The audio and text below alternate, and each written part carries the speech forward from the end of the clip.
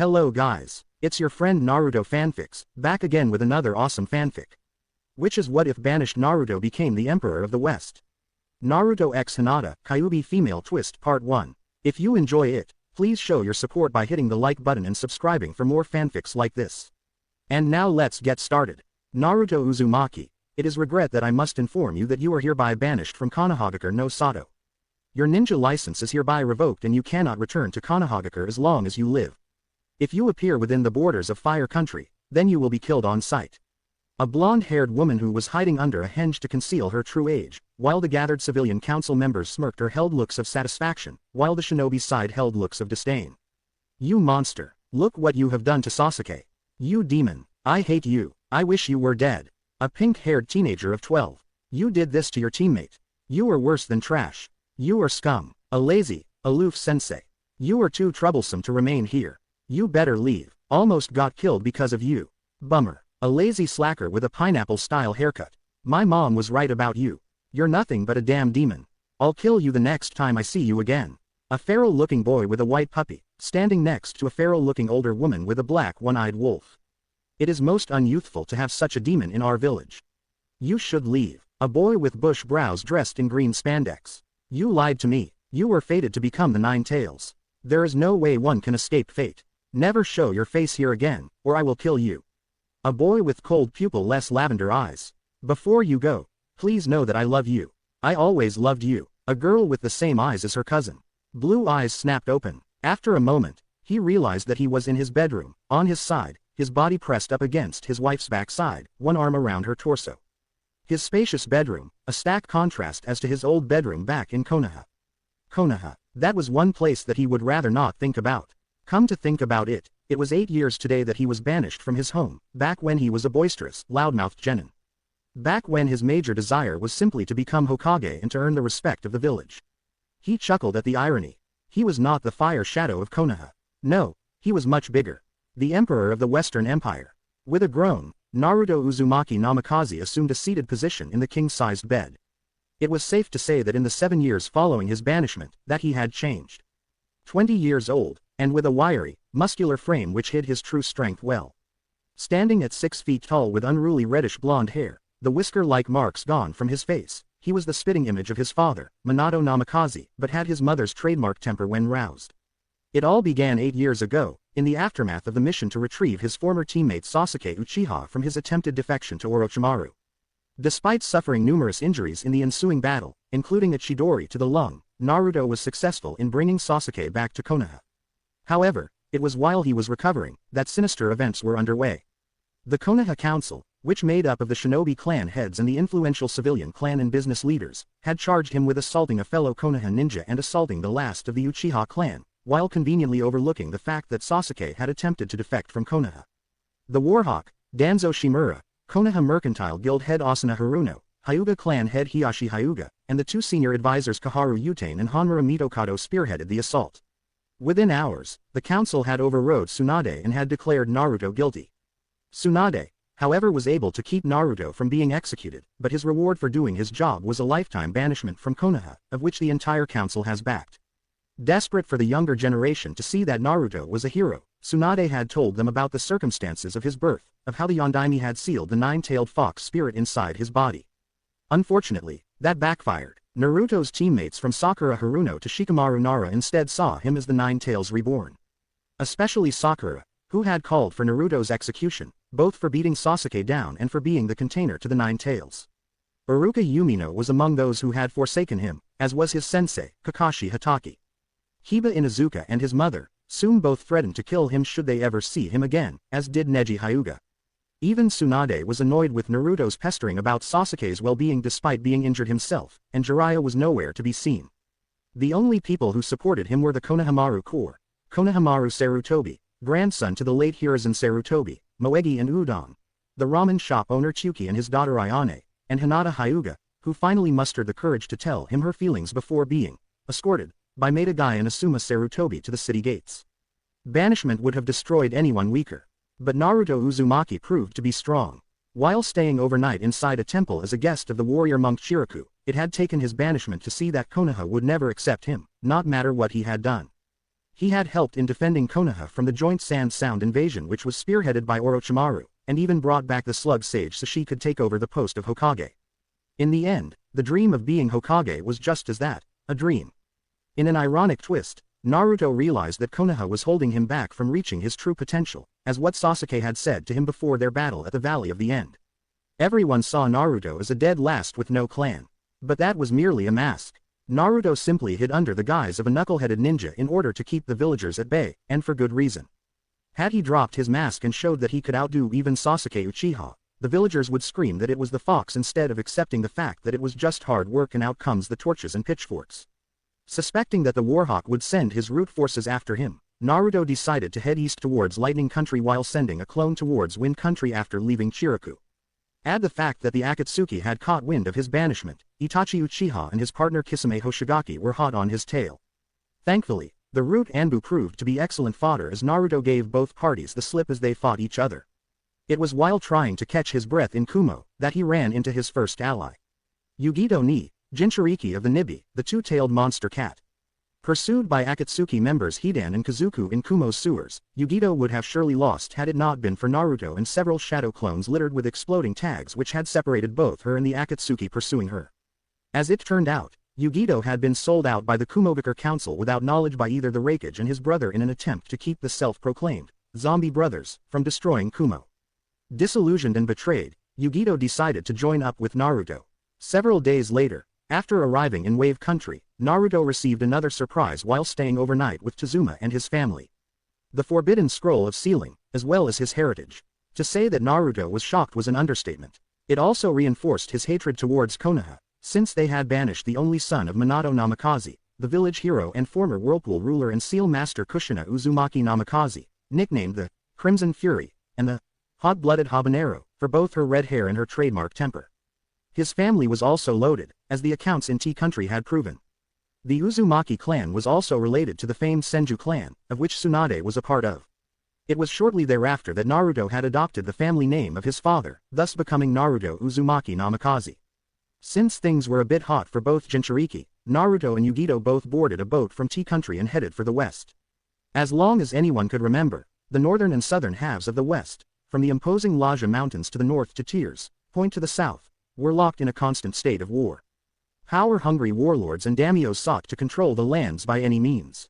Whenever two sides clashed, the fields ran red with blood. The weaker daimyos were either overrun or killed outright. Even worse, whenever a warlord was killed, another would take their place in the ensuing power vacuum. Naruto and Yugito were both in Kimen when he got into a fight with several of the local warlords' men.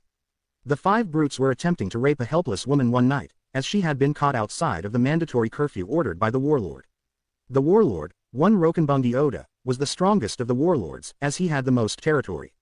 Simply put, given the way he had ruthlessly oppressed the people in his territory, he made Gato look like a saint. Knowing full well that Oda would soon come for him, since he had killed his men, Naruto took the fight to him. Naruto, along with Yugito and a number of shadow clones, invaded Oda's castle. Complacent in his superiority, Oda had underestimated the former Konoha genin and had paid for it with his life. With Oda dead by his hand, Naruto had gained an ambition. The people were suffering, civilian, ninja and samurai alike. With Oda's death, Naruto had also gained his land, which consisted of the soon-to-be imperial capital and all of the Kinkri region. After consulting Yugito and the kyubee about it, Naruto decided on a course of action: unify the lands and bring peace to the people. He had spent the first 3 months consolidating his power base in Kumon, which would soon become the capital of the Western Empire. Samurai and ninja flocked to his side in droves as Naruto lured them in with both his fighting prowess and his charismatic personality, promising them peace for the first time since the era of the Six Paths Sage. With that, the unification war had begun. The more ruthless daimyos and warlords who opposed Naruto's peace efforts challenged the underdog of a warlord, and were slaughtered to the last man. However, those who believed that Naruto could bring peace to the west came to his side, swearing loyalty to the young warlord. Soon, his army grew, consisting of samurai and shinobi alike. Much to his surprise, Zabuza Mamachi and Haku, thought to have been killed during the Wave mission, were in fact alive. His base of operations was in the forests of the southern continent. Zabuza was leading his own army consisting of mist refugees who fled during the bloodline purges, and upon finding out that the newest warlord was the same one he encountered years earlier back in Wave, pledged his support. Like his parents, Naruto was an expert in the Uzumaki style of Funijutsu, as well as the Uzumaki and Namikaze styles of combat. Also, aside from Yugito, Naruto had the 9 tails to rely upon. Originally, the Kyubee no Yuko looked down on the son of Minato Namikaze with contempt, but after seeing how hard he worked and his devotion to his friends, the fox grew to respect him, which was ironic since aside from Yugito, the 9 tails was the one he could trust with his life. Proving to be a prodigy in the sealing arts, Naruto researched the seal which kept the 9 tails imprisoned in his gut.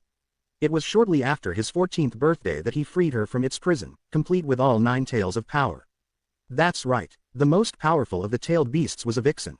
The 9 tails, whose name was Katami, could have left Naruto and gone after Madara Uchiha, the one person who was directly responsible for the deaths of Naruto's parents as well as sending her into a rage and attacking Konoha, but she was quite fond of the boy, and remained at his side, teaching him anything and everything about advanced combat, jutsus and life in general, even long before Naruto had freed her from the seal, Naruto taking to her teachings like a sponge to water.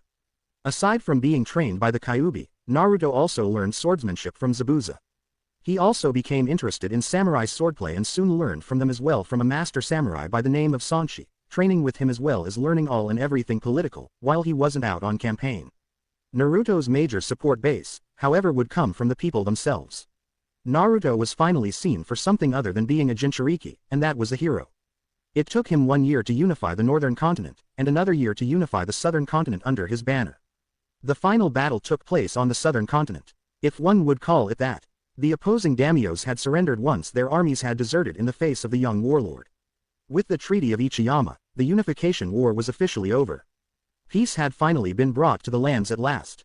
It was 3 days after the war was over that Naruto was resting inside his home, formerly that of Rokenbungi Oda, when he was approached by the leading civilians, nobility and clans from both shinobi and samurai. He had brought peace to the west, and now the people looked to him for further leadership. Naruto offered token resistance to the idea, but it was Katami who had talked him into it. You may not be Hokage, but the people look to you. Besides, you are even more powerful than your father and the last 3 Hokages combined. Why be a cage when you can become an emperor? With that, Naruto had ascended from being a warlord to the emperor. Thus, the unified West, or the Western Empire was born. Katami was his chief prime minister, while Zabuza and Yugito retained their commands of their own elite units. Sanshi also served as part of his council. That was 4 years ago. Naruto kicked off the crimson covers and swung his feet over the edge of the bed before rising to his feet, wearing only a pair of pajamas pants and a sleeveless shirt. He stretched, which was followed by several morning calisthenics to work out the kinks in his muscles. As he stretched, he felt a pair of eyes on him, but he continued his calisthenics. He may have been the emperor, but he was above all things, a warrior. When he was finished, his wife made her move. He didn't even hear her move when she got out of the bed. But he did feel her arms around his waist, her body pressed up against his. While she was still holding her, Naruto turned around and looked down at his wife. She was taller than she was back when they were both Konoha genin, standing at 5 feet 7, several months younger than he was. Long indigo-colored hair reached down her back, her pupil-less lavender eyes looking up at her husband with love and tenderness. Her night clothes consisted of a tank top and a pair of cotton shorts. She was his confidant, his biggest supporter. She was also the Empress consort, faithful wife to the Emperor. Good morning, Haim, Naruto greeted his wife, using his nickname for her as he kissed her on the forehead. Good morning, love, Hinata Namikaze greeted back. It would be 6 years following his banishment from Konoha that they would meet up again, this time in Suna, where the Chunin exams were taking place. Naruto was present as the personal guest to the Kazekage, Gaara of the Sand, given as how Gaara had requested that he train the 3 Suna genin Maru Sarutobi, formerly Konohamaru, Moegi and Udon for the upcoming trials. Dressed incognito, which earned him the nickname, the Man in Black, he saw Hinata having a falling out with her former teammate Kiba Inuzuka and Naruto's former teammate Sakura Haruno, because of Hinata's support towards Naruto. Using one of the courier ninjas assigned to the Imperial Consulate, he summoned Hinata. There, Naruto found out that not only Hinata was shunned by nearly everyone in Konoha because of her support for Naruto, save for Kurenai and Tsunade, but was also placed into the Hyuga branch clan after her father branded her with the caged bird seal. The caged bird seal, thought to be permanent, was easily removed by Naruto. Then Hinata received another shock. The man she loved was the one who had unified the West.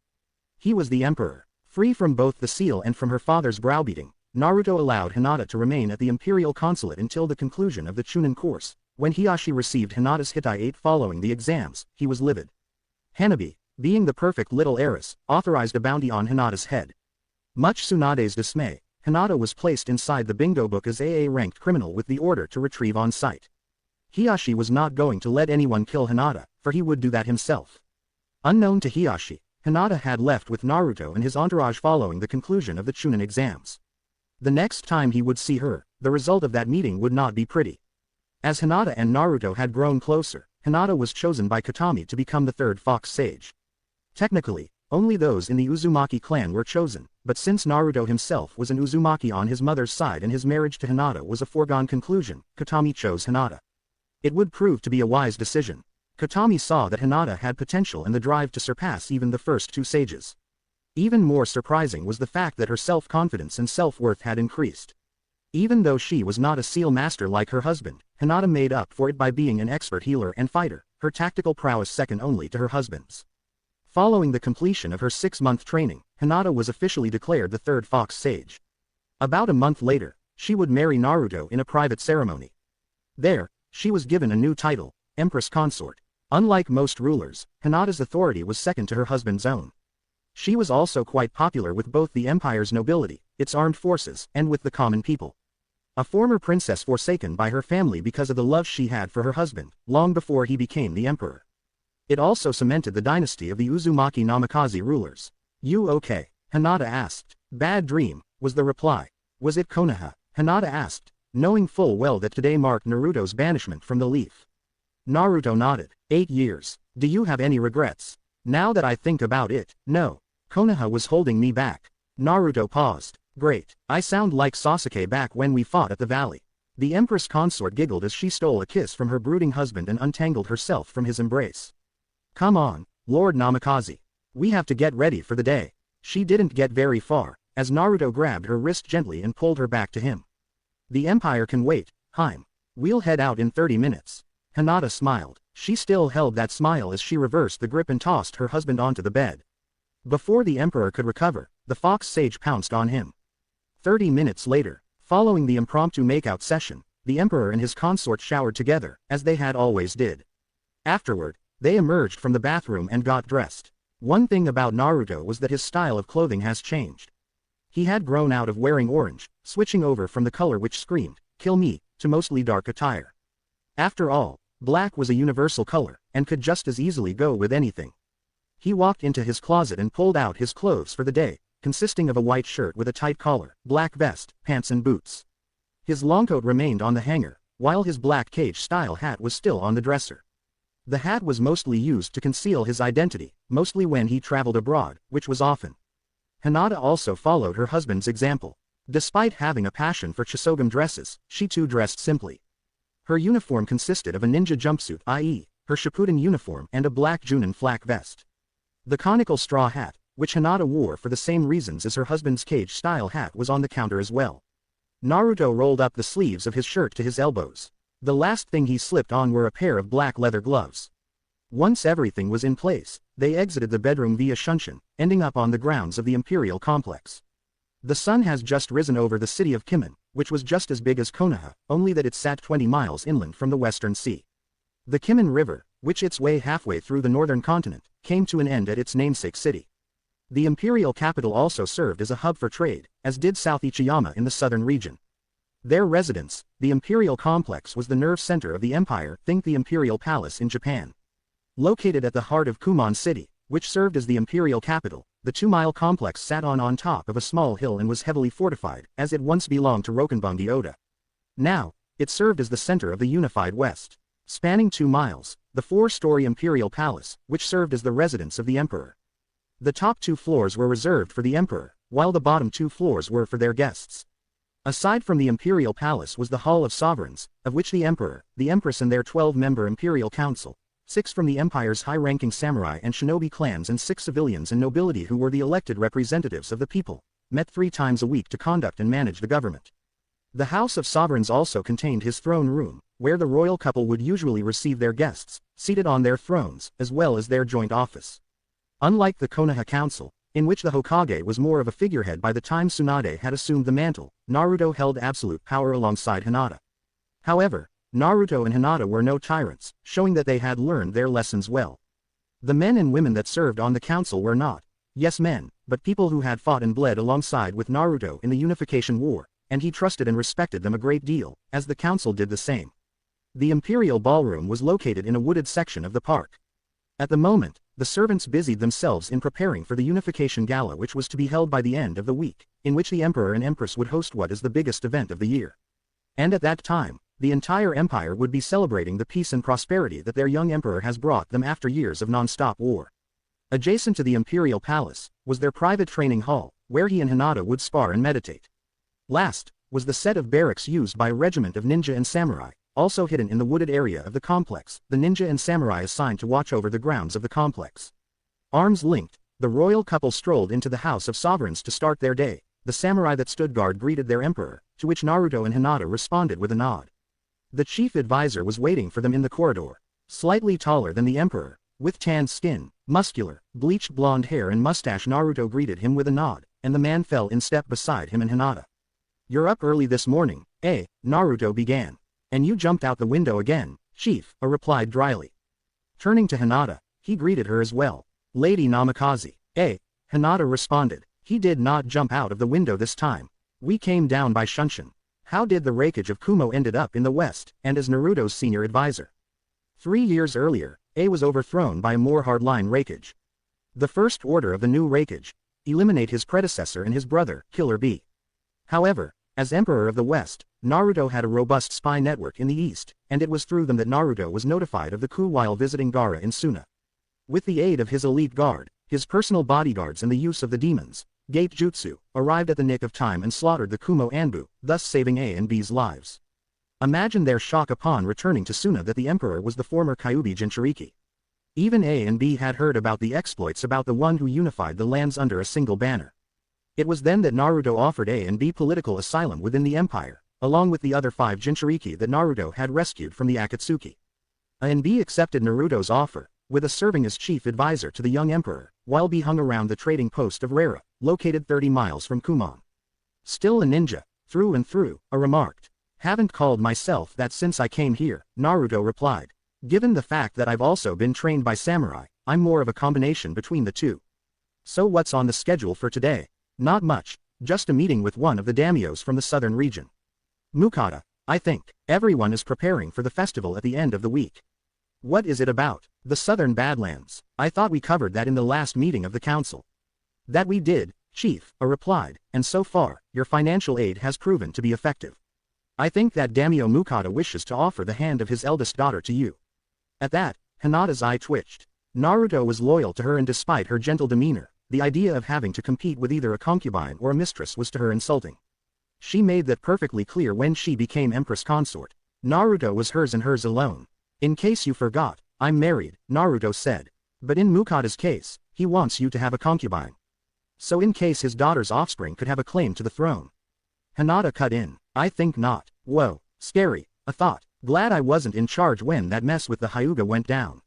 Naruto groaned. At least Lady Ahara wasn't as persistent. She did back off when Hinata and I got married. "I don't chase skirts or fangirls. I'm strictly a one-woman man." "How admirable of you," A said. In the 3 years that he has been here, his respect towards the boy has grown. Here was someone that everyone has written off as worthless, a dead last who was banished from his home for simply doing his job, the ruler of an empire. When Naruto had told him and B the circumstances of his banishment, both men were shocked.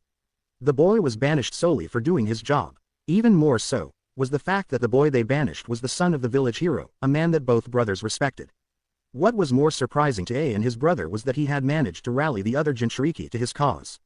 With the exception of the bloodthirsty Yagura, who was dead, and Gaara, who was still Suna's cage, the surviving Jinchuriki had made their homes throughout the empire, and the people saw them as guardians, heroes, not as weapons or demons. The 6 Jinchuriki were also instrumental in defending Suna from the Akatsuki, who had invaded the sand. It was indeed a brutal battle. The Akatsuki was backed up by the 5 Paths of Pain and 100,000 White Zetsu clones. The joint Imperial Suna forces consisted of Zabuza Mamachi's Demon Brigade, Yugito Ni's Hellcat unit, former Akatsuki members Yahiko and Konan, who had defected from the Akatsuki upon being betrayed by their childhood friend Nagato, 20,000 ninja and samurai from the Imperial forces, and the 6 Jinchuriki which Naruto had rescued. Despite having superior numbers, the Akatsuki lacked the power of the Jinchuriki. In the end, the Akatsuki were routed and destroyed. It was during the Akatsuki invasion that Naruto had earned another nickname, the Akatsuki Killer. Both Itachi Uchiha and Nagato had fallen to his blade. Hinata was credited with the killing of Deidara. One chakra-powered Kaiden shot from her Yumi bow had struck his pouch of clay, detonating it, killing him almost instantly. You call it admirable, Naruto replied, but Mukata is as sneaky as they come. Reminds me of the so-called honorable council from Konoha. Always looking out for their own interests, yet claim that it's for the good of the village. Your Majesty, Naruto, Hinata and stopped in mid-step and turned around. A valet was running down the hall in their direction. The valet skidded to a halt, and bended down to his knees, panting, taking in gulps of air. Catch your breath, son, A said. What business you have with the Emperor? There's someone here asking for you, the valet replied once he got himself under control. He wishes to speak with you, sir. Tell them whoever it is I will speak with him shortly, Naruto replied. He says it's urgent, sire. Naruto sighed. Okay, who is he and where is he from? He did not give me his name, Majesty, the valet replied, but he did say he was from the east. Fire country. If Naruto was surprised, he did not show it. However, A and Hinata exchanged worried glances. Where is he now? I told him to wait inside the throne room, sir, the valet replied. You may go, the emperor said. Once the valet was gone, a turn to the younger man. Fire country, you think it's Konoha? Could be, Naruto replied. If you want, I can have whoever it is thrown out, A suggested. No. This was going to happen sooner or later, Naruto replied. You think that after sending out most of the Konoha 11, the Warhawk, and the clan heads after me that they would finally get the hint and leave me alone? Deal with Mukata, and tell him that 1. I had an emergency to deal with, and 2. My answer to his impending proposal is no. A nodded and walked down the corridor. Naruto, in the meantime, headed for the throne room, located inside the hall. Hinata followed him. On the outside, he was the perfect picture of calm. Inside, he was angry. Konoha. Today marked the 8th anniversary of his banishment from the Leaf, and someone had the nerve to waltz into his home. Depending on who it was, he may have them imprisoned. If it was that meddling Warhawk and his 2 buddies on the council, execution looked mighty attractive. The throne room was guarded by 2 armored samurai, each armed with a naginata, as well as a sword strapped to the side. The men saluted their emperor, who responded with a nod, as one of them opened the door to the throne room. Hinata remained behind. Doubling as a reception hall, the throne room was simply designed, as per to Naruto's orders. The emperor was not a worldly man, as his life in Konoha had proved that. The throne room was simple, yet regal, and it showed off his power. The throne room was half the size of the Konoha council chambers, breathtakingly beautiful and very restrained. Think the throne room from The Last Samurai. A red carpet led from the door to the throne itself, which was raised on a small platform. The twin thrones themselves was of an intricate design, made from the finest cedar from the southern continent combined with red velvet from the northern continent. It looked like any other chairs from the empire, but it was anything but. It was a throne fit for the emperor and his consort, and Naruto saw him, seated on the steps leading to the thrones. Pausing only to cast a seal which soundproofed the room, Naruto faced the one person he hasn't seen in 8 long years. A man standing at his height, with spiky white hair, with a horned forehead protector with the kanji, oil, carved into it, and dressed in a short green kimono and pants combination, the mesh shirt visible underneath. Over the green kimono was a red sage robe, open. His face had red markings under his eyes and a giant scroll was slung over his back. Naruto's eyes narrowed. You, he hissed. Been a while, kid, Jiraiya said.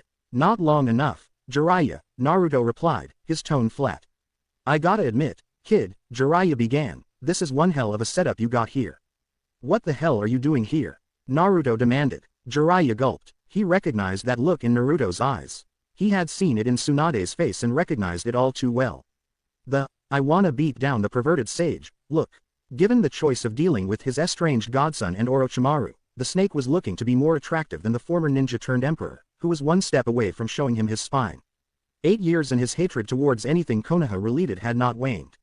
He had hoped that in that time, that Naruto had cooled down. He was wrong. To make matters worse, Jiraiya had realized that he had chosen to visit on the anniversary of Naruto's banishment from the Leaf. Crap, Jiraiya thought. This is not good. I'm waiting for an answer. What the hell are you doing here, Jiraiya? Naruto demanded, arms folded. Jiraiya winced. He had expected Naruto to call him pervy sage. Then again, in Naruto's eyes, he was one of many who did not stand up for him when the banishment order came down, as he was absent at the time. Look, kid, I just came here to explain, explain why I did what I did. As Jiraiya would soon find out, that was the wrong thing to say, as he was cut off by a yellow flash of light, and a gloved hand from his pissed-off godson clamped down on his throat. Naruto had mastered the Hiroshin. Unfortunately, Jiraiya was on the receiving end. Explain, explain, Naruto bellowed. Explain why I should not snap your neck, old man. At least give me one good reason why I should not send you back to Konoha in pieces. As he tried to yank Naruto's hand from his throat, Jiraiya watched as Naruto's eye color shifted from a vibrant cerulean to the color of pure gold. Normally when Naruto went fox on his opponents, the eyes would go red with slitted pupils. Here, the pupils remained normal. But there was still the matter of surviving the wrath of his estranged godson, who was at the moment, trying to strangle him to death. It took the perverted sage a moment to realize that Naruto has lifted him clean off the floor. Explain to me why you would rather work on that smut you call novels instead of showing up in my life. The emperor snarled. Why you abandoned me like the rest of that damned village. Why you didn't tell me who my parents were. Or why you have the nerve to waltz into my country and my home uninvited. I'm sorry. Jiraiya managed to croak out. Please don't kill him. Jiraiya's eyes were starting to roll into the back of his head, his skin starting to turn purple. Seeing that having a dead body on his hands would be bad even for the emperor, Naruto released him. The toad sage fell to a heap at the emperor's feet, gulping down mass quantities of air. Despite his near-death experience at the hands of his estranged godson, Jiraiya felt he deserved it, for abandoning his godson in the aftermath of the Sasuke retrieval mission. Chakra-induced strength, Jiraiya said as he rubbed his neck. Tsunade would have been proud. Naruto ignored the comment. He walked past the hacking man and took a seat upon his throne. How did you find me? He asked, still angry, but not angry enough to show the older man what his insides looked like, his eyes still golden. Jiraiya shakily rose to his feet. You were last seen heading towards Wave Country from Cloud, after being seen leaving with the two tails. Never thought that you would end up here. You're also well known back east as the one who unified the West since era of the Six Paths, he explained. Since everyone here knows who you are, it was pretty easy to track you down. You still haven't answered my first question. Without saying that you wanted to see how your godson is doing, what are you doing here? Jiraiya flinched when Naruto pronounced, godson, with sarcasm. Minato and Kushina would skin him alive if they were still living if they had found out what their son had went through. Then again, open hostility from the former Konoha genin was something to be expected. I screwed up big time, Jiraiya began. I can honestly admit that now. For not being there for you when you were growing up and when you were banished, I am truly sorry. I see Minato in you, and because of that, part of me did blame you for his death. That was the main reason behind why I stood aside when the orders came down to retrieve the Uchiha. When I heard that you were banished, I decided to do the right thing for once. The Forbidden Scroll and your heritage, that was my doing. Ironically, the Forbidden Scroll once belonged to your father. Naruto's eyes widened in realization. It was Jiraiya who had tracked him down outside Wave while staying overnight with Tazuma and his family and had delivered both the scroll and his heritage. Flashback. Wave Country, 7 years earlier. Tracking down Naruto was easy enough. He was friends with the bridge builder, who was more than willing to offer the banished ninja a place to stay for the night, before leaving the following morning. Sneaking in was easy enough, an open window inside Inari's bedroom, where the bridge builder's grandson and his godson were both fast asleep. Jiraiya simply stood there, watching Naruto sleep. Ever since hearing about the banishment upon returning to Konoha to report on the Akatsuki, he was disgusted at not only Tsunade for not trying any harder to stop the council, but at the council, both shinobi and civilian, who had decided to kiss the Uchihas and banish him for being the kyubee Jinchuriki. He was even furious at the majority of his godson's former teammates, especially the pink-haired Banshee, who kept calling for his death, and that scarecrow of a sensei, who devoted more time in training Sasuke than the other two. More importantly, he was disgusted with himself for not being there when the order came down to retrieve Uchiha. He saw the looks of disgust on Naruto's teammates when Tsunade had told them about the burden he carried. It was after he had retrieved both Naruto's legacy and the Forbidden Scroll that he vowed that not only that as long as Naruto was banished, then he nor his spy network would not serve the Leaf. After coming into contact with the Princess of Spring, who was shooting a movie in the Fire Capital, she was more than willing to offer him and his network political asylum once she found out about Naruto's banishment. Since leaving Konoha, Naruto was dogged by a squad of Root Anbu, as well as Hunter Ninja. Even Itachi Uchiha and his partner Kisame Hoshigaki increased their efforts in trying to capture the Jinchuriki. But he was not known as the unpredictable knuckle-headed ninja for nothing, as he had used his shadow clones to keep his pursuers occupied. It was only through sheer dumb luck that Jiraiya had came across Naruto's location. For a moment, Jiraiya stood silent. Then he reached behind his back and retrieved the forbidden scroll of sealing, as well as a smaller scroll, containing not only Naruto's birth certificate, but also the bank accounts of the Namikaze family fortune, located in T country, and placed it at the foot of Naruto's bed. The blonde ninja remained sleeping. His task done, Jiraiya left the same way he came. You got a lot of nerve showing you face here, Toad Sage. Jiraiya stopped in mid-step and turned around, finding himself face to face with Yugito Ni. Kunais in her hands, the former Kumo Kunoichi Ikibi Jinchuriki was ready to attack. I'm not here to fight, Jiraiya said as Yugito advanced on him. The old hermit then recognized her. She was not dressed like a Kunoichi, but there was her chakra signature. You're Yugito Ni, of Kumo. Jinchuriki to the Nibi, the two-tailed monster cat. I'm no longer with the cloud, Yugito replied, stopping in mid-step. Without the knowledge of both A and Killer B, the council decided to sell me out to the Akatsuki. If it wasn't for the kid, I would have been captured, or worse. He told me everything. The Gaki and I are both Nukenin without a home. And because I owe him my life, I and the Two Tails will protect him from all threats. At least I know that he's safe, Jiraiya said.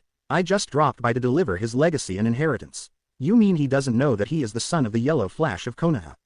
Off Jiraiya's surprised expression, Yugito continued. It's pretty damn obvious since he looks like his old man. Namikaze's a legend, given how he wiped out most of Iwa's ninja forces with the Hiroshin. Don't worry, I'll let him find out on his own. In the morning, we'll be gone. Probably for the best, Jiraiya said. The kid probably hates me for not backing him up.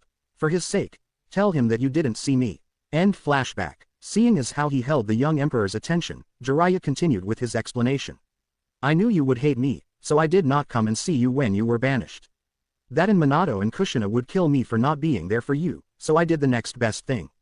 Following your banishment, Konoha tried to send Hunter Ninja and Anbu after you, as well as placing you in the bingo book as a S-class missing nin, but fortunately, your old man had friends in high places. Naruto could only guess. My father knew the fire daimyo. Jiraiya nodded. Your father rescued the daimyo's daughters during the last shinobi war when they were kidnapped by Iwa Ninja. When I told him everything that has happened to you, the fire daimyo decided to intervene on your behalf. I was there in disguise as one of the daimyo's guards when he went to Konoha to personally end the attempts on your life.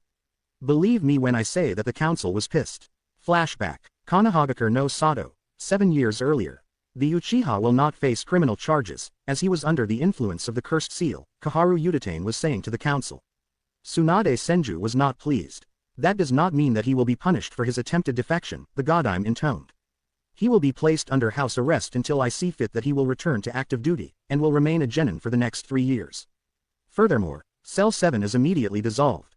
Captain Hitaki has shown that he is not capable of leading a team of genin due to his blatant favoritism and will be placed back inside the Anbu. Haruno will be reassigned to another cell. The civilian side of the council had no problem in agreeing with Tsunade's request. They were in a good mood, as they had finally gotten rid of the Kyubee Jinchuriki, circumventing around Tsunade's authority in order to do so. Even more better was the fact that the majority of the Konoha 11 saw him as the Fox Reborn, meaning that it would be easy to get them to kill the container the next time they see him. Homura Mitokado then spoke next. Our next order of business is the Kyubee Jinchuriki himself.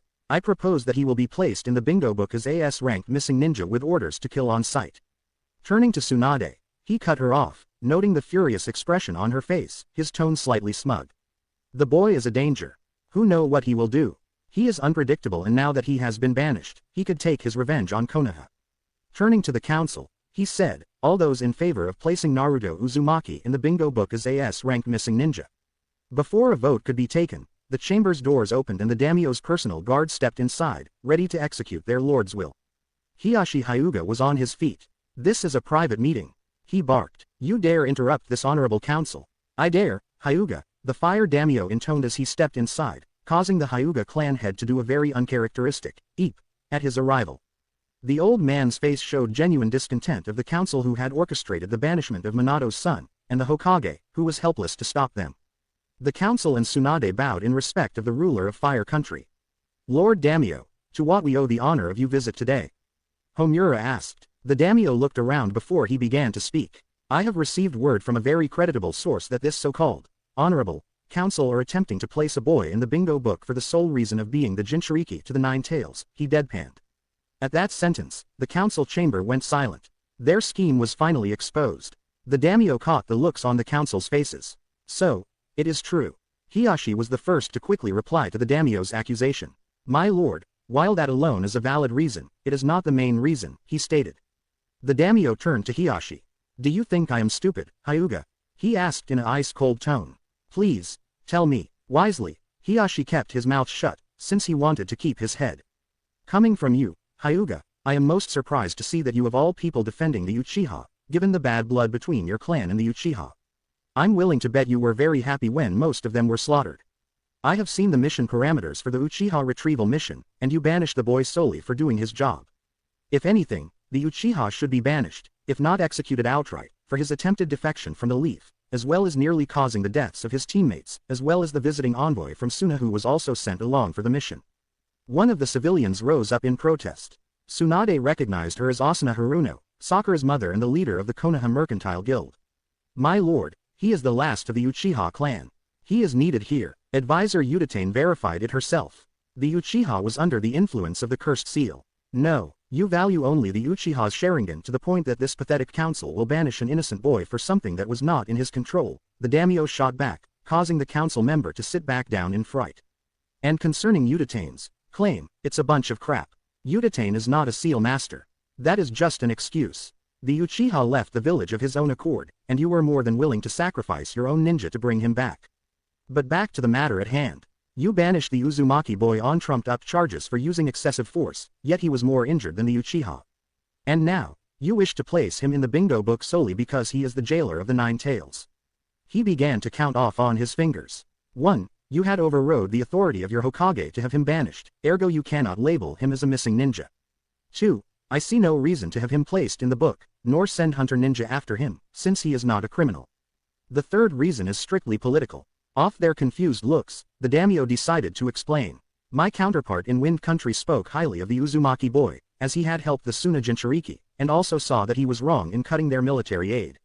The Princess of Spring Country, as well as the unified people of Wave Country also hold the boy in high regards for his actions, as does countless others. My own influence will decrease should he is placed in the bingo book. The council knew what was coming.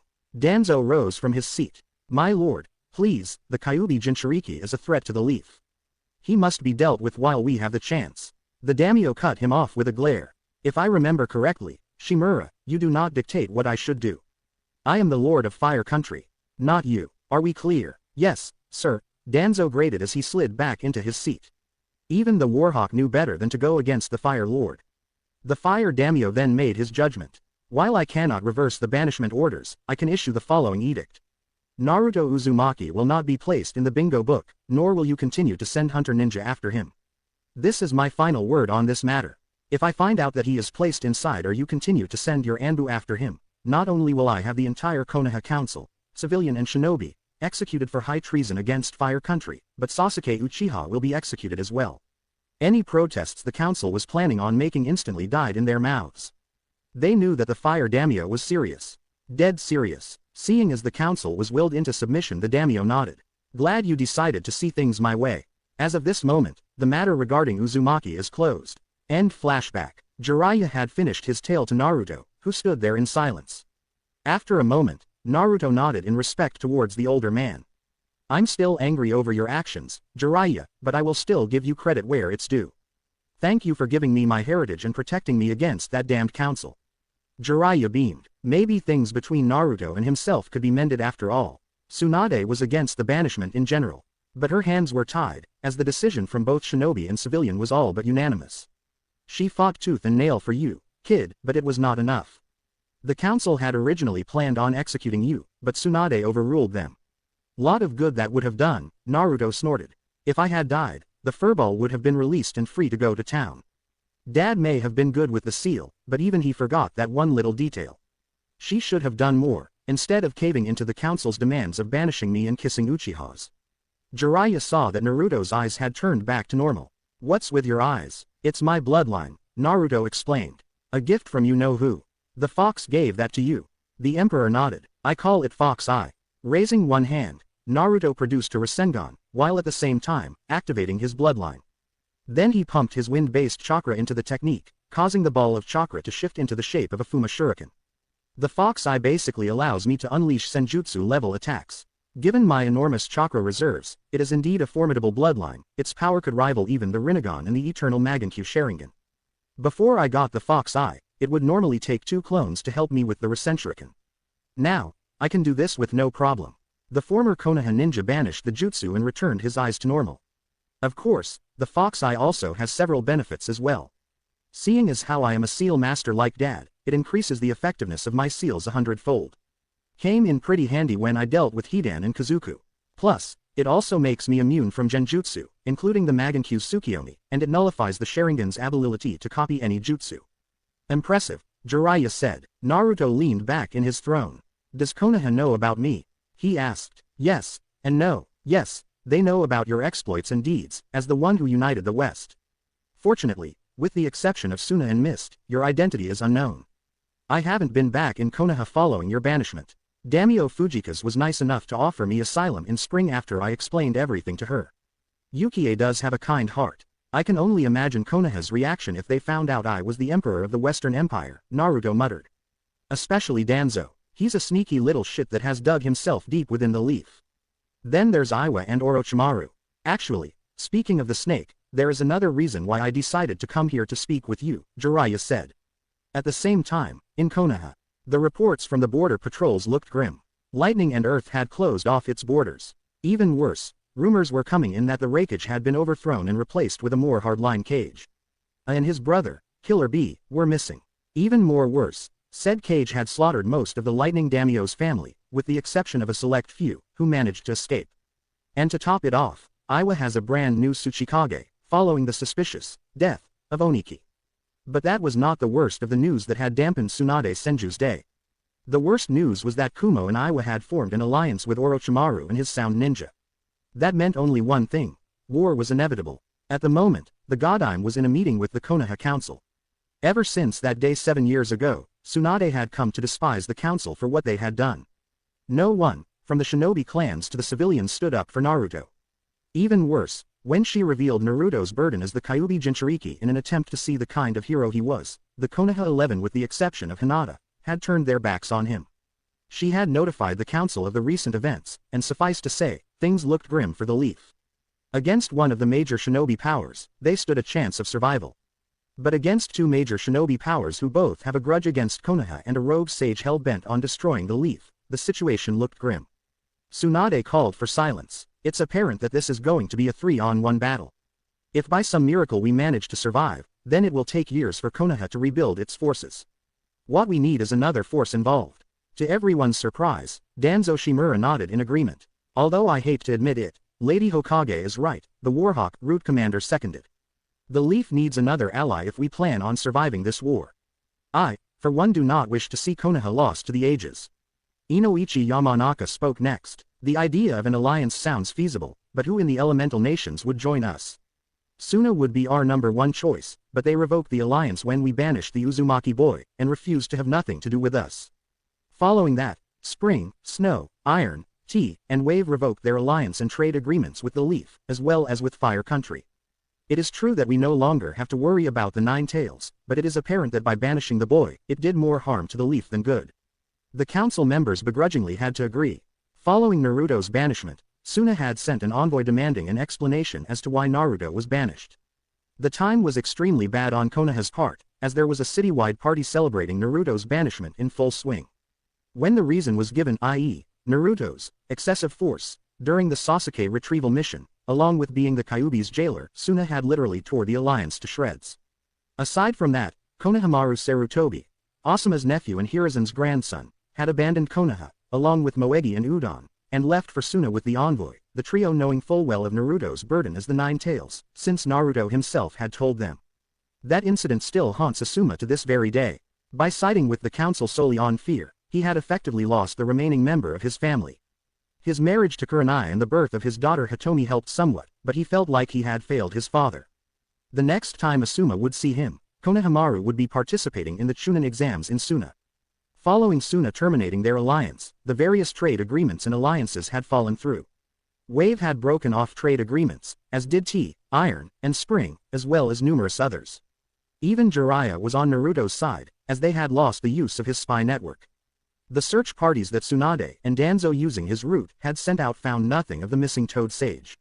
Not to mention the Fire Daimyo, who had forbidden the council to place the former Jinchuriki into the bingo book, on threat of execution of both the entire council and that of Sasuke Uchiha. All attempts to rebuild Konoha's reputation had all been futile. When asked why the neighboring villages and countries had terminated their alliances and agreements, everyone's response was the same. They favored a ninja who was more than willing to betray his village for power and banished a ninja who was a hero. In layman's terms, Naruto wasn't to blame, but Sasuke Uchiha for his attempted defection from the Leaf. And having a village known for its chronic backstabbing part of any kind of alliance or agreement would be bad for business. In those 8 years, it was clear that the Leaf was now a mere shadow of its former glory. Wherever the Leaf went, they would receive a rather cold reception. In some cases, they were not welcome into some of the villages, as it had been evident when Suna hosted the Chunin exams. Inoichi is correct, Sume Inazuka concurred. But the main problem is how can we forge an alliance when most of the villages despise us? That damned Kyubee brat cost us every single alliance we had when we threw him out. Lucky for her, she didn't notice Tsunade's hand ball up into a fist. However, the Inazuka matriarch felt a cold chill run down her spine as she felt murderous intent being directed at her. The feral clan head decided that it was best for her to shut up. What about the unified West? Everyone turned to the source of the voice. Seated on the shinobi side of the council, was the last active member of the now-defunct Cell 7, Sasuke Uchiha. Following Naruto's banishment and Tsunade's revealing Naruto's secret, Sasuke was the diametric opposite of the rest of the ninja. Unlike his own childhood, Sasuke had grown to respect, albeit a bit grudgingly, the burden that Naruto had carried, not to mention the level of restraint that Naruto had. Even he saw that he was not the Nine Tails reborn, and with that kind of power, he could easily destroy Konoha should he wish. He also blamed himself for being seduced by the promise of power from Orochimaru, which led to the events that ended with Naruto's banishment. Despite not being trusted for his attempted defection to Orochimaru, Sasuke had worked hard for his rank of Chunin, and later, Junin, and had gained a seat on the council, and as one of the chief advisors to Tsunade. To the shinobi side of the council, despite their obvious mistrust of the last Uchiha, the idea did show merit. They had heard about a young boy who had emerged in the West and had launched a war of unification, uniting the lands in less than 2 years and having been proclaimed the Emperor of the West. Suna is pretty friendly with the Empire, Sasuke continued. Aside from that, it's apparent that Suna has a military alliance with the Western Empire. Given that it had came to the Sans aid during the Akatsuki invasion, it is clear that the Empire has some pretty powerful warriors within their ranks, both shinobi and samurai. The Emperor himself is said to be a powerful warrior, trained in both the shinobi arts and the way of the samurai. From our past encounters with him, it's safe to say that he is highly skilled and incredibly strong, stronger than even the legendary sages themselves. Indeed, Danzo thought, that boy has proven to be stronger than my elite root. Were he a Konoha ninja, I would have made him into my right-hand man. He shows even more promise than the Uchiha. And his elite guard, if they are strong enough to decimate my root, then such a power could be extremely useful for Konoha. As to the rumors of the Emperor himself being a skilled and powerful warrior, several of the shinobi clan heads, higher-ranking Junin and Special Junin can attest to that fact, albeit painfully. It had all started 2 years ago when Akatsuki members Hidan and Kazuku slaughtered the warrior monk Chiriku and his fellow monks inside their temple. The Emperor himself, who was on an inspection tour of the Pakara merchant houses with the Shinzens and traveling incognito, personally intervened. Tracking down Hidan and Kazuku near an underground bounty station, the Emperor brought Hidan's Jashin ritual and curse jutsu to a halt, thus saving Asuma's life. As Kazuku and Asuma watched in complete shock, the Emperor nullified Hidan's immortality with a special set of seals, right before severing his head from his body, killing the foul-mouthed priest ninja. Then he turned his attention to Kazuku, destroying each of his hearts before severing his own head as well. To add insult to injury, he collected the bounties on both men. Moments later, the Inoshika Cho trio arrived. Assuming the worst, they attacked the man in black, only to be sledgehammered back. Their injuries were not fatal, but they would be out of action for a couple of days. Asuma, however, would be incapacitated for several months. But after Asuma had explained everything, it was clear that he owed the mystery man his life, and that he knew his old comrade in arms, which means that he was out simply to avenge Chiriku. Tsunade was not convinced, and with the council's backing, issued the following order: bring the man in black to Konoha for questioning. Following the Inoshika Cho's defeat, several more Konoha ninja would face the Emperor, and fail. Danzo was the first to jump on those orders. He dispatched 20 of his root Anbu led by Sai to the Fire Sound border, where the man in black had paid for the burial of Chiriku and his fellow monks. Danzo himself tagged along, hoping to see his route take down the mystery man, as he was complacent in their superiority. At the ruins of Fire Temple, Danzo confronted the man in black, who was flanked by the Shinzens and his 6-man elite guard. The Warhawk delivered the ultimatum: "Come quietly or there will be trouble." The man in black was not amused, and gave the order to attack. In the ensuing battle, his elite guard took down half of the root Anbu, while the man in black himself was credited with talking out the remaining half, Sai included, leaving nothing but broken bodies in his wake.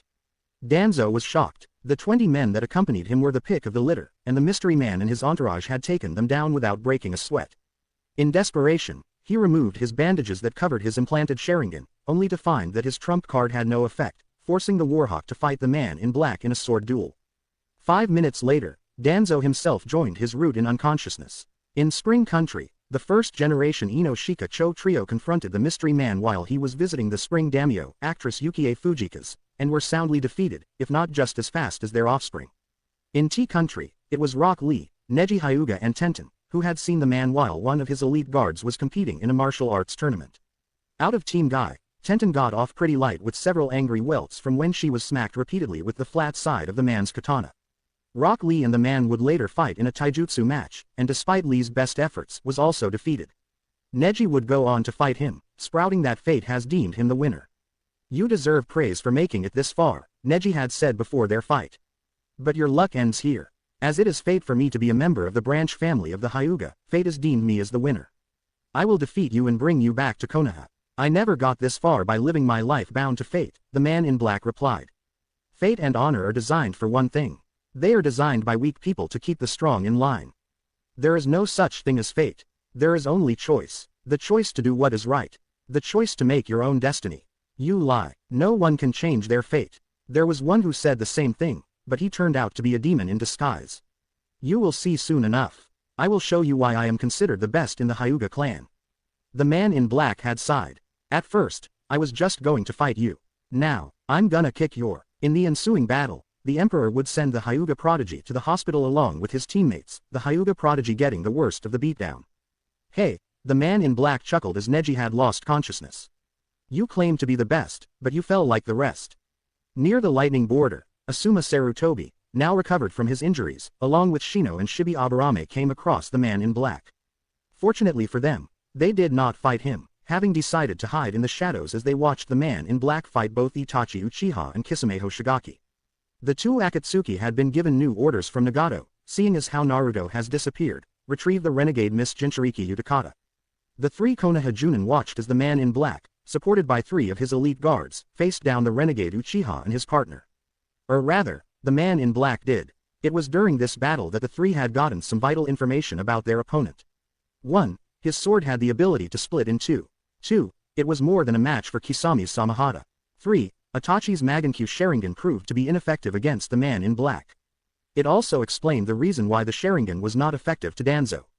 "Nice try, Uchiha," the man in black had said. "Your Mangenkyu is no match for my bloodline, if I can be so modest. Not only it increases the power of my jutsu and seals to rival the power of the legendary sages, it also makes me immune from all forms of genjutsu, including your dreaded Tsukiyomi. This can end in 2 ways. And in both of them, the Rokubi Jinchuriki comes with me." "You make it sound like we have no choice," was Itachi's reply. "You don't," the man in black replied as if he was asking the time. "It's my way," or, screw it, it's my way." Itachi and Kisame then attacked. But since Samahata had to absorb chakra to be effective, it ended up draining Kisami's chakra, allowing him to be dispatched quickly.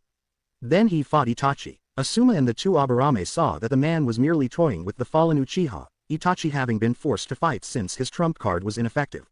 Then the man ended the battle by catching Itachi with chakra-absorbing chains. With both Itachi and his partner immobilized, the man in black made his retreat with his elite guards and his prize, but not before promising Itachi that the next time they meet, he will personally kill him. Deciding that discretion was the better part of valor, the 3 Junin retreated back to Konoha. The man was later seen in Hot Water Country. Tsunade dispatched the Inuzuka matriarch and her son, along with Kakashi Hatake to bring the man in black in. This was the only time that the Emperor has fought back so viciously. Both Sume and Kiba performed their beast mimicry, transforming Kuromaru and Akamaru into clones of themselves, while Kakashi summoned 5 shadow clones. The 2 Inuzuka and Kakashi found out the hard way that the man was very skilled in taijutsu. First, he disposed of Kuromaru and Akamaru in a specialized net created to drain chakra, before turning his attention to the 3 Junin. In the end, Hiba ended up with a broken nose and jaw. Sume also had a broken nose and a broken collarbone. But Kakashi had it the worst. 6 broken ribs, his jaw and nose broken, 1 ruptured eye socket, his right hand and leg broken, and the Emperor's boot up his. Literally, the 3 ninja were found by a backup group of Anbu and had to be carried back to Konoha. Kakashi was unable to sit right for 3 weeks. With the Inuzukas and Kakashi down for the count, it was up to Anko Mitarashi, Maeda Guy and Hiyashi Hyuga. This time around, a 10-man squad of Anbu came along too. After the epic beatdown that the Inuzukas and Kakashi had endured, Tsunade wasn't leaving nothing to chance. The battle took place inside the ruins of the Whirlpool village in Wave Country. Only this time, the Emperor's elite guards were with him as the Emperor investigated the ruins. The first thing that the Snake Mistress, the Taijutsu Master and the Hyuga clan head found out was that the man was of noble blood, as his family was of the Whirlpool ruling family, something that Hiyashi could respect. The second was that despite having superior numbers, his elite guards had literally dismantled the Anbu that were sent in. Anko, Hiyashi and Guy would fall, thus adding to the mystery man's tally of defeated Konoha ninja. In desperation, the council had once again circumvented Tsunade's authority and reactivated Sasuke Uchiha to active duty. It was during the Chunin exams in Suna that Sasuke had faced off against the man in black, who was there as Gaara's guest. Despite being the Uchiha elite, Sasuke lost, but not before the man had revealed his identity to him. "I am the sovereign ruler of the unified West," he had whispered. "The Maverick Emperor, the Crimson Fury of the Empire," the man had said right before knocking him out cold. Upon returning to Konoha, the battered Uchiha gave his report to the council. Naturally, the council did not believe him. Only when a visiting Pakera merchant had verified Sasuke's testimony, did Konoha back off. The last thing they wanted was an irate emperor declaring war over a misunderstanding. A war which could easily lead to Konoha's destruction. The one thing Sasuke found strange about the emperor was the fact that he knew exactly how the Konoha ninja fought. He outsmarted both generations of the Ino Shika Cho trio, took apart Danzo and his root Anbu, countered the Hyuga's Jiyuken, outfought both Guy and Lee, brutally took down both the Inuzuka matriarch and her son, sent Kakashi to the hospital numerous broken bones and the inability not to sit straight for several weeks, left Anko with a concussion, and was able to defeat even himself in battle. Even more amazing was that he defeated Itachi and his partner, something that even he was unable to do. After talking it over with Shikamaru and his father, all 3 came to the same conclusion. The emperor was highly skilled in weapons combat, as well as ninjutsu and taijutsu. His fighting style was direct, professional, and in some cases, incredibly brutal, designed to maim or even kill, and his tactical prowess was flawless, meaning that the emperor could easily be a SS-rank criminal with an order to flee on sight should he was placed inside the bingo book. But the emperor was holding back in all of his fights. It showed that the emperor was courteous enough not to kill them, but showed that he was the wrong person to cross in a fight. Unknown to Sasuke, both Shikamaru and his father had suspected that the emperor could have spies in Fire Country, which explained how he was able to defeat them so easily. Or maybe the emperor himself was connected to Konoha in some way. Shikaku had ordered his son to keep silent on the matter, until they got some more proof concerning the man in black. Unfortunately, the Akatsuki did not get the memo. When the Akatsuki had invaded Suna 2 years earlier, the Western Empire came to Suna's aid. The battle lasted for only 3 hours, but in the end, the Akatsuki was routed and destroyed to the last man. The Jinchuriki that the emperor had retrieved had played a major part in the battle, not to mention that 2 of the founding members of the Akatsuki had fought on the emperor's side. Since the Akatsuki desired the power of the tailed beasts, the emperor simply gave it to them, in spades. Sasuke was among the 10 Konoha ninja along with Tsunade, Asuma, Kakashi and Ino that went to Suna to offer aid in an attempt to get back on their good side, only to find that the battle was over. Despite the fact that over half of Suna was left in ruins, all Akatsuki members, from Nagato, who had been corrupted, to Madara Uchiha himself, were killed. However, before throwing the Konoha ninja out, Sasuke was allowed to see the body of his brother, Itachi Uchiha. Sasuke was of mixed emotions when he saw the body of Itachi next to that of Madara. The murderer of the Uchiha clan was finally slain, but he was upset that he did not do the deed. Now, he truly was the last of the Uchiha. One memory stood out in particular. He saw the emperor, who was clad entirely in black, complete with a solid black cage's hat to conceal his face walking alongside a shorter woman, her face concealed by a conical straw hat and Gaara in his battle uniform. When Tsunade asked who the mystery man was, their escort, who just so happened to be a battered and bruised Konohamaru Sarutobi, now Maru Sarutobi and Asuna Chunin, simply said that he was the Western Emperor, the woman was his wife, and an ally to Suna. I don't like it, Hiashi Hyuga said. Why the Empire? We know close to nothing about their military, let alone their resources or economy. What if the Emperor refuses, or forces Konoha to serve him? Everyone inside the council chambers knew that Hiashi Hyuga was a proud man. Too proud. His distrust of the Emperor ran deep. The battle down at the Whirlpool Ruins had all but knocked him off his glorified pedestal, leaving him even more colder and more bitter. He thought that just because he was the clan leader, that he could easily do what his nephew, a member of the branch family, couldn't.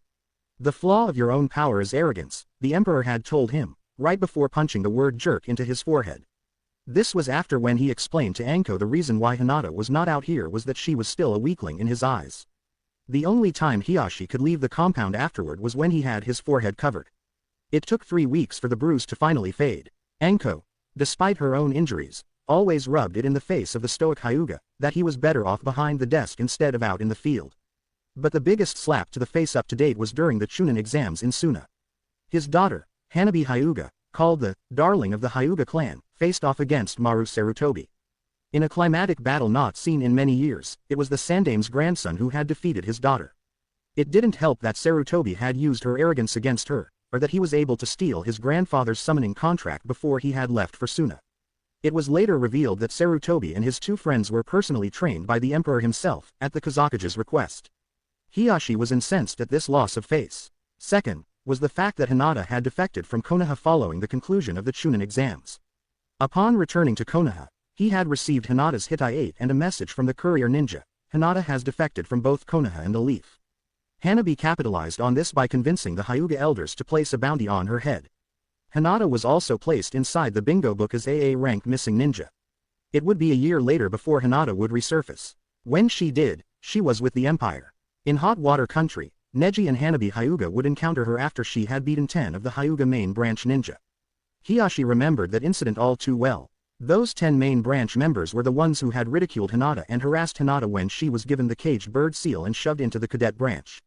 When Neji and Hanabi found them, not only did Hinata had beaten them, but she had also branded the most senior member with the caged bird seal in retaliation. Said Hyuga had chosen to commit suicide rather than to live with the disgrace. Hours later, Neji and Hanabi encountered the former heiress. Assuming that against Hinata, Neji and Hanabi had an easy win. But Hinata knew the Jiyukin style better than anyone. In fact, in her absence, Hiashi would later find out that she had purged it of all its flaws and weaknesses, and proceeded to beat down Hanabi, while unleashing the 128 palms on Neji as a measure of payback from the Chunin exams. She then had Hanabi deliver a challenge to her ex-father. Hiashi accepted. The battle had taken place in Wave Country. Hiashi was certain as Hyuga clan head, that he would win. He was wrong. His encounter with his missing daughter had left him even more bitter and crippled. He had severely underestimated Hinata, and paid for it. The one person who he thought was worthless had all but decimated him. First, by using the 128 palms on him, then by shattering his leg. He would never be an active ninja again.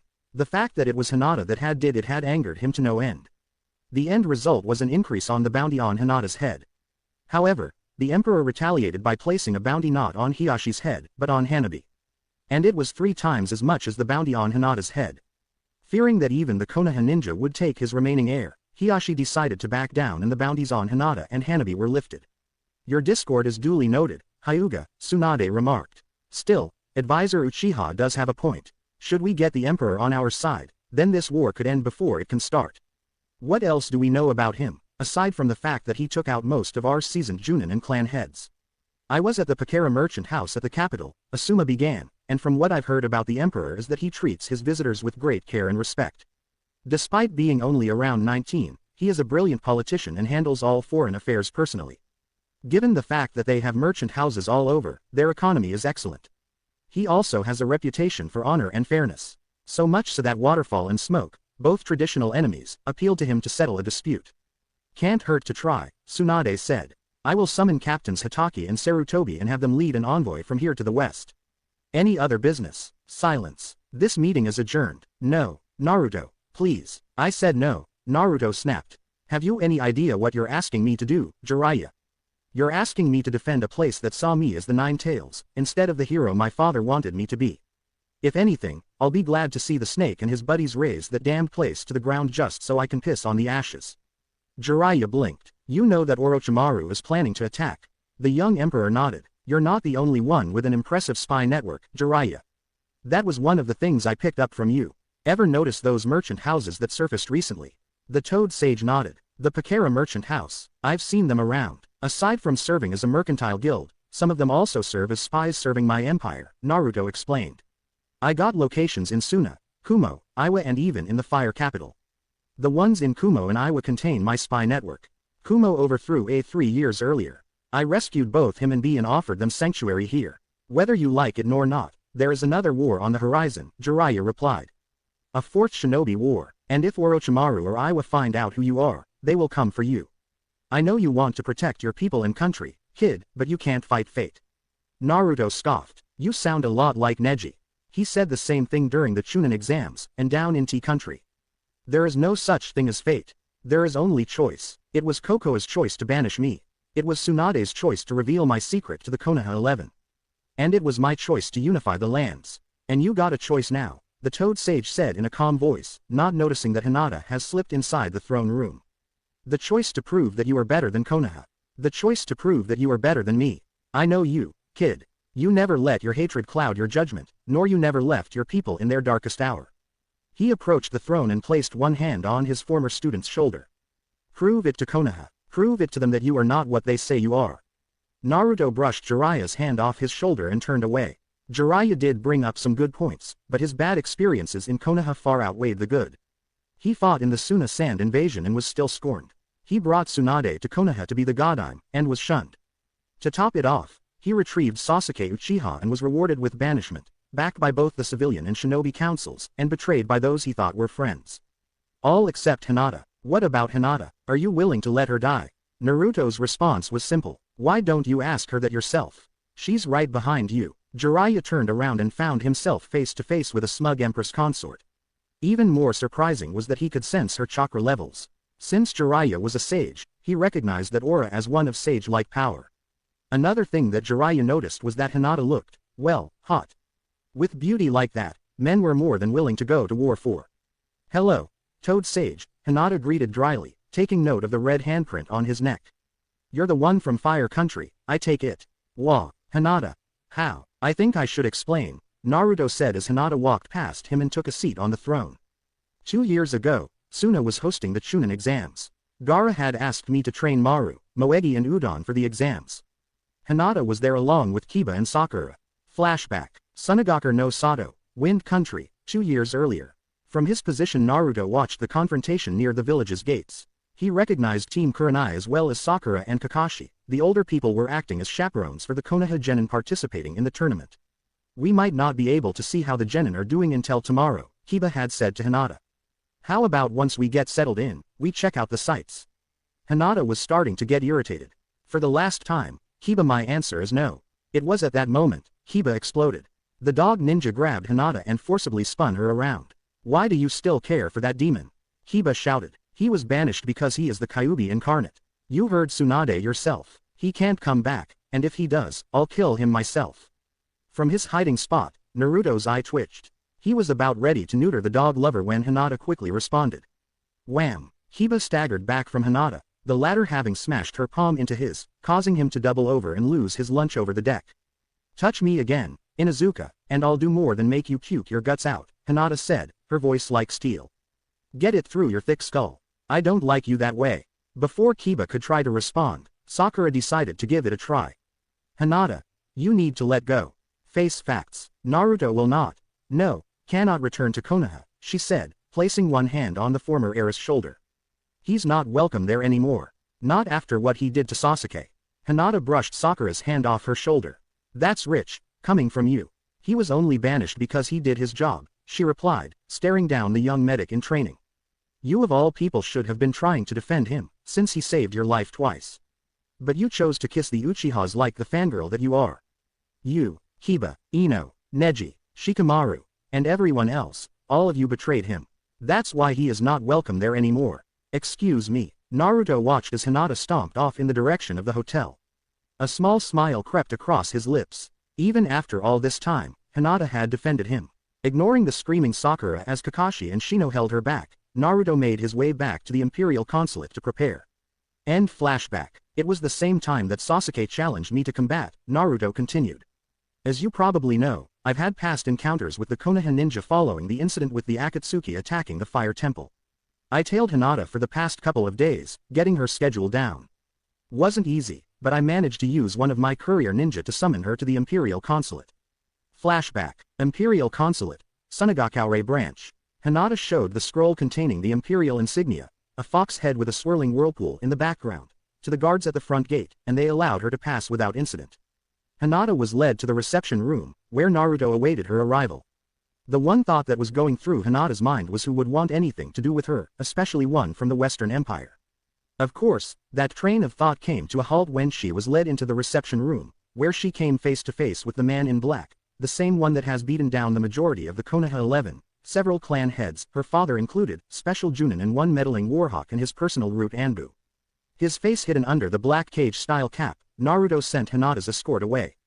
Turning to Hinata, he said, "Do you know who I am?" Hinata nodded. "Yes, you're the one that has beaten most of Konoha's top ninja," she replied, not recognizing Naruto. "It's a bit more complicated than that, Hinata," Naruto replied, one hand reaching for his hat. Hinata's eyes went wide as she recognized Konoha's most hated ninja, the same one that she had defended all these years. The whisker-like marks were gone, he was taller, and his hair had taken on a reddish hue, but it was still Naruto. "Naruto." Naruto nodded, smiling broadly. "Yeah, it's me, Hinata." Hinata's reaction was instant. She lunged at Naruto and ensnared him in a bear hug, not wanting to let him go. She had nearly given up hope that he was still alive. But here he was, alive and in the employ of the Western Empire. Naruto returned the hug, his chin on the top of Hinata's head. "It's okay, Hinata, it's okay." After prying Hinata away from him, the former genin turned emperor and the former heiress took a seat on the couch. "Hinata, I owe you an apology," Naruto began. "Had I known that you felt the way you did about me back in Konoha, I would have spent more time with you rather than chasing after Sakura." "You were young then," Hinata pointed out. "I'm still young," Naruto pointed out. He then noticed something. Narrowing his eyes, he reached for Hinata. Hinata, sensing what Naruto was planning on doing, grabbed his wrist, and turned away, looking ashamed. "No, Naruto." Naruto could only guess. "Show me." Almost hesitantly, Hinata turned back to him and lifted her bangs. Naruto's eyes widened in horror as to what was on her forehead. The caged bird seal. Hiashi did this, didn't he? Naruto's voice was as cold as ice. Hinata nodded, the tears flowing freely. "Last year, Hanabi, at the council's urging, invoked her right of challenge and challenged me. I lost an FA. No, Hiashi branded me and shoved me into the cadet branch. He said that not only am I worthless as heir, but the clan has shown weakness because I supported you. The main branch sees me as worthless and the cadet branch is just as bad." That was all that Hinata had managed to say before she broke down completely. Naruto allowed her to cry into his shoulder. He held her until she finally calmed down. Meanwhile, Naruto was thinking all the ways that he could torture and maim the Hyuga clan. There was one way that he could stick it to Hiashi and the rest of those stuck-up snobs in the main branch. Hinata found herself being gently pulled to her feet. Once Naruto had smoothed her hair back, exposing the seal, he brought his hands together, as if he was praying. "Naruto, shish. Stand still and trust me, okay?" Hinata nodded and closed her eyes. Naruto focused in on the seal on Hinata's forehead. Then he went through hand seals. Slowly at first, but then they began to pick up speed. Naruto then pressed his index and middle finger at the center of the seal. "Release," he said. Hinata felt a slight heat on her forehead, a stark contrast as to the bone-wrenching pain she had to endure when she was branded the first place. Then, the sensation was gone. "You can open your eyes now," Naruto said as he retrieved one of Hinata's kunai from her pouch and raised it to her face. There, Hinata could see that there was no seal on her forehead. It was no henge either. The caged bird seal, thought by the main branch clan to be irremovable, was removed. "What? How?" Hinata asked, astonished. "I'm a seal master," Naruto explained, smiling broadly. "So something like the caged bird seal is easy for me to remove." His tone was modest, rather than being a boast. He was rewarded with another glomp from Hinata. "Thank you. Just, thank you." After a moment, Naruto gently pulled away from Hinata. "You know you can't go back to Konoha, or to your clan," he said, his tone serious. "If Hiashi sees that you no longer have the seal, he will either rebrand you or worse." Hinata nodded. "I know," she replied softly. Before Naruto could ask her to come with him, she beat him to the punch. "Naruto, take me with you. I got nothing back home. Please take me with you. You want to go back west with me?" Yes, from the look of things, you seem to be pretty connected there. Do you know the Emperor? Will he grant me asylum? It was then that Hinata received the third shock of her life. Of course I know the Emperor, Naruto replied. The Emperor is me, Harem. Hinata looked at Naruto as if he had grown a second head. The Emperor is you. She managed to squeak out right before doing the one thing she hadn't done since Naruto's banishment. She fainted. End flashback. After that, I allowed Hinata to remain inside the consulate, Naruto concluded. From what I've heard, the Konoha ninja combed the entire village looking for her, overlooking the fact that she was inside the consulate. After I defeated Sasuke, Hinata and I left for home, after I punched Hiashi out again. Huh, Jiraiya grunted. He then noticed the wedding band on Naruto's ring finger and the diamond ring on Hinata's own. So, married, huh? 2 years, Hinata replied, looking at Naruto, smiling. So Naruto's the Emperor, so that makes you. Jiraiya began. Her Imperial Highness, Empress Consort Hinata Namikaze, a voice from behind Jiraiya said. Jiraiya turned around. Standing behind him, having just entered the throne room, was a woman. Standing at Naruto's height with curves and a bosom that could only be matched by Tsunade herself. Long red hair was tied into a single bun, with 2 braids poking out from said bun, the braids ending at the small of her back. Her attire consisted of a formal yukata, red with a black lotus pattern. Green eyes scanned both the Emperor and the perverted sage, who stood mesmerized by her beauty. Beauty that men would simply go to war for. She is also one of the best students in the senjutsu arts I have ever come across, the woman said. Senjutsu. Hinata's a sage, Jiraiya said. Third fox sage, the woman replied. Turning to Naruto she addressed him. I've heard from it that someone from Fire County showed up. Never thought it would be the perv. I thought neither you nor Hinata would want anything to do with them again. Naruto shrugged his shoulders. I wasn't expecting him to show up, he replied in his own defense, as Jiraiya pulled out his notebook, intending on using the woman for research for his next Ica novel. However, the woman stopped him. You haven't changed, Toad Sage. Even after 20 years, Jiraiya stopped. You know me. The woman smiled meanly. Jiraiya took notice of the elongated canines in her mouth. Of course, the last time we met, I made a stop at a certain village in Fire Country. As she said that, 9 tails emerged from her backside. 9 crimson fox tails, which waved lazily around her as if they had a life of their own. The name's Katami Akashiya, she introduced herself. Chief Prime Minister of the Western Empire. But you know me by my official title, Kyubee no Yuko, the 9-tailed fox. Konoha, the Hokage's office. Tsunade Senju sat behind her desk, Shizune standing beside and to the side of her, Taunton in her arms. Standing before the Godime was a 6 ninja team consisting of 6 Junin. A team she hoped was the salvation of the Leaf. 4 of them were part of the original Konoha 11, but she had chosen each of them for a different reason. First up, was the team leader, Anbu member and former sensei of the now-defunct Cell 7, Kakashi Hatake. Wielder of the Sharingan, a memento from his late teammate Obito Uchiha, he was a master of over 1,000 jutsu and the former sensei of the banished Naruto Uzumaki. Kurenai Uehi Sachirobe was the former captain of Cell 8. The wife of Asuma Sarutobi, she was Konoha's chief genjutsu master, capable of confusing the enemy with her illusions. The double team of Kiba Inuzuka and his giant dog Akamaru were also a valued asset to the team, and his rank of Junin proved that.